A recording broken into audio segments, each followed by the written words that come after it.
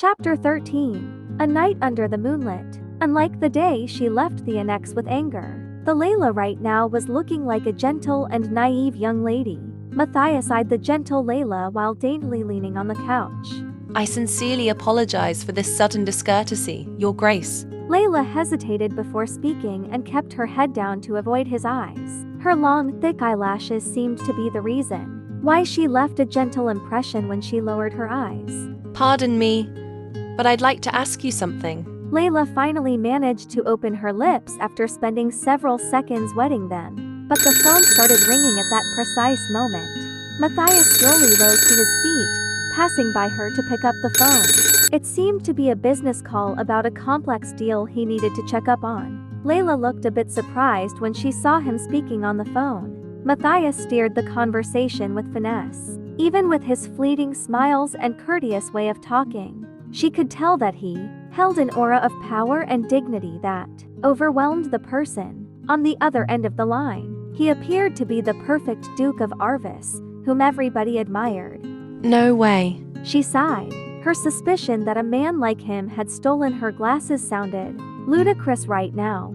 I feel like I'm doing something useless. Then was the culprit the raven? While counting how many ravens' nests there might be in the forest, Layla politely excused herself to the Duke, who was on the phone and was about to leave. Wait. Matthias unexpectedly turned to her while still holding the phone's mouthpiece. His short order sounded like it was someone else's. His voice was nothing like that of the great Duke of Arvis she had heard while he was on the phone. Layla froze. Matthias then refocused on his vocation again as if nothing had happened. She found another trait in Matthias von Herhart while watching him. His eyes remained calm, even though he was having a professional talk.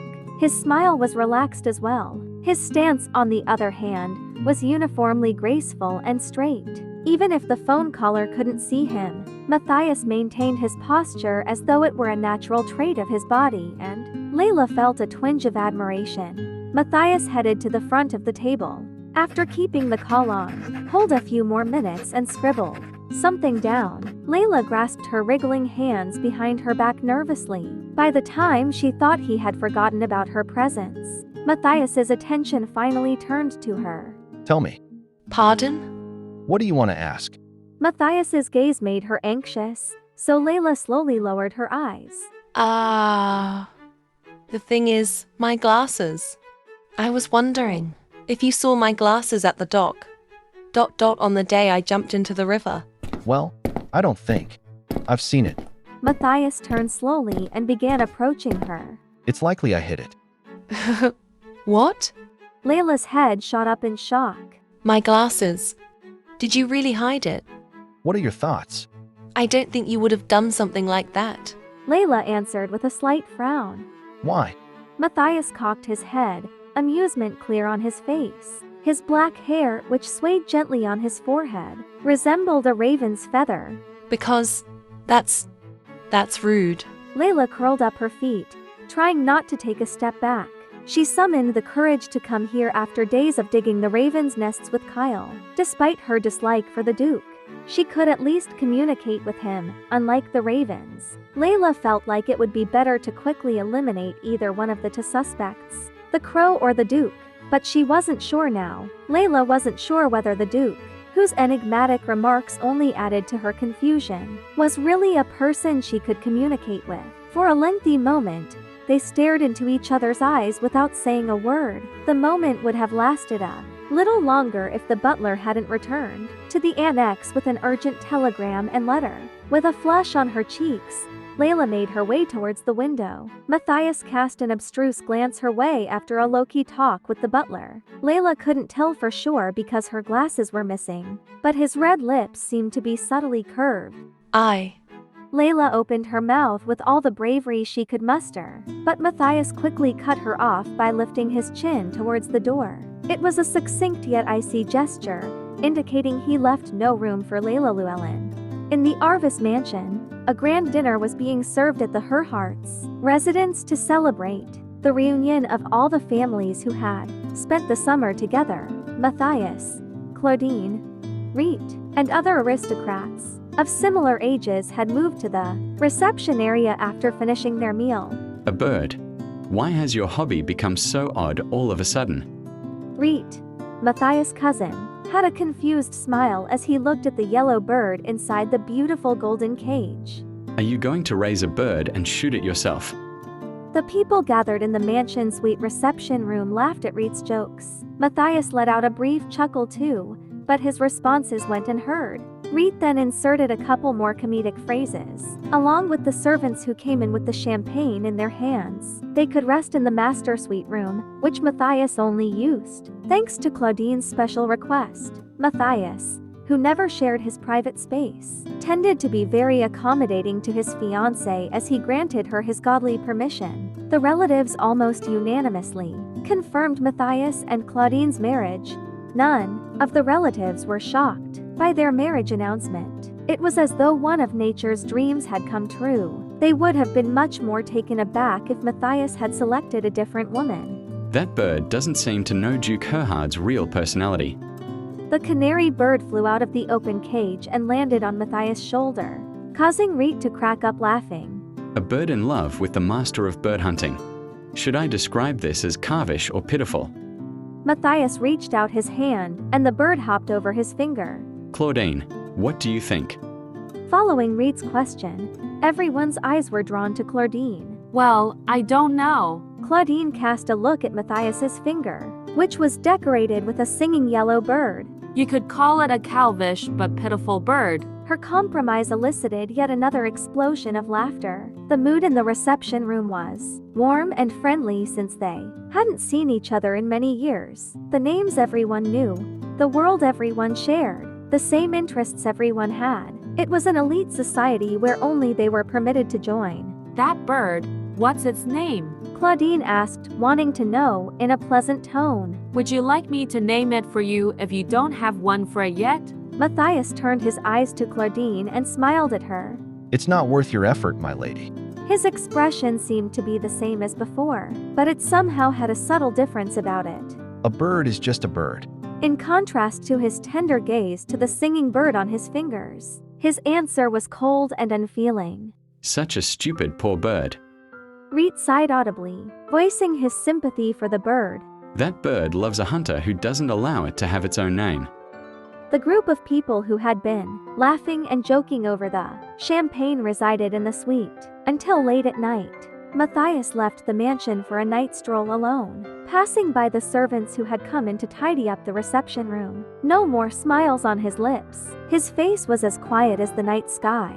It was time to check the trap he laid. She wasn't a fool and must have noticed, but Matthias knew she wouldn't give up. That's why he was confident she'd be caught. Matthias walked through the rose garden. The wind grew colder as he got closer to the river and then through the forest. His steps came to a halt in front of the riverside annex. The full moon shone a pure white light. Matthias entered the annex's reception room and approached the console table. Opening the drawer, the neatly placed glasses glinted in the light of the moon. He laid his sleepy body on the couch, holding the glasses as though it were his canary. What do I want from the bait I've set up?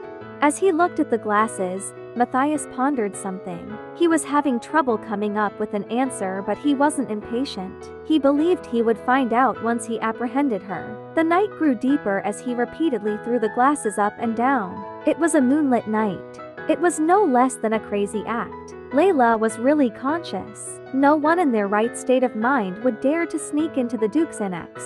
Yeah, let's just sleep. Layla flung herself into the bunk after circling the room. She swaddled herself in a thin blanket and squeezed her eyes firmly. My glasses. Yet, she didn't get to sleep.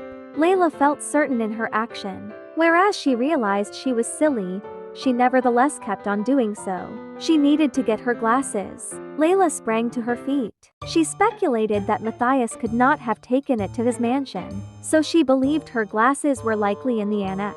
Yes, it's all right. With a compelling murmur to no one but her own self, Layla opened the door. The cottage was shrouded with inky blackness. No other noise could be heard but for Uncle Bill's snoring. She took up a lace shawl that dangled on the wall and rushed out of the cabin. Whenever she had second thoughts, Layla recalled all the fruits she had picked and all the jam she had cooked to afford the purchase of those glasses. After all, it's my glasses. Layla eased her fear by talking to herself as she saw the glittering Shelter River in the distance. Her light blonde hair, which hung down to her waist, wafted along with the fast-paced movement of her steps. But the more she learned about it, the more she realized Duke Herhart was a strange person. Somehow, Layla had an epiphany as she walked down the dock walkway linking to the annex. Is he a lover of sparkly stuff like the raven? Amidst her questioning mixed with vexation, Layla finally arrived in front of the annex, where her glasses were hidden. She noticed she was still in her pajamas, but she brushed it off since it was the middle of the night and nobody was around to see her. Layla inhaled deeply as she took a step forward, exactly as he had expected. Once again, the actions of Layla Llewellyn didn't deviate from Matthias' expectations. Matthias's breath became more pronounced and deliberate when he heard the footsteps ascending the stairs get closer. Layla had climbed in through the hallway window after wandering outside for a long time, even though he had left the door remaining open for easier entry. She was a girl who never diverged from his expectations, but she always left him an impression. Matthias lay still on the sofa, letting her feet move closer. Layla's sigh of relief came after she heard the hardwood floor creak smoothly. Matthias scoffed silently and lowered his gaze from the ceiling. It didn't take long until Layla entered the reception room. She eyed her surroundings stiffly. Then she took a careful step forward and began to inspect places near the window. Matthias's eyes, already accustomed to the darkness, instantly captured her petite figure. The moonlight that flowed in through the window shone upon her, who stood in front of the table. By the time Matthias narrowed his eyes, Layla had moved to her following location, the cabinet. The skirt wrapped around her slender calves shook along with her footsteps. The sheer white dress made of a see-through fabric exposed her torso line and made her seem like she was in her nightgown. What do I want from the bait I've set up? Matthias caressed the glass's delicate frame with his fingertips. His consciousness was rendered clear by its cold, smooth texture. Meanwhile, Layla had shifted to the front of the console table, which was angled opposite his sofa. Matthias glanced over her moonlight-illuminated back. That woman. He now got the answers he was searching for. The reason for his unending patience and waiting when setting up this ridiculous trap. To be able to have that woman, Layla Llewellyn, who was no longer a little girl. Are you looking for this? Matthias broke the silence and shook the glasses in his hand slowly. Layla immediately turned around. She seemed to be on the brink of fainting. She stumbled backward, with her shaking hands covering her mouth. Matthias gradually lifted himself, which was hidden in the shadows all along. As he sat, leaning against the sofa, the two people's gazes collided in the moonlit night. The moonlight glistened across his profile,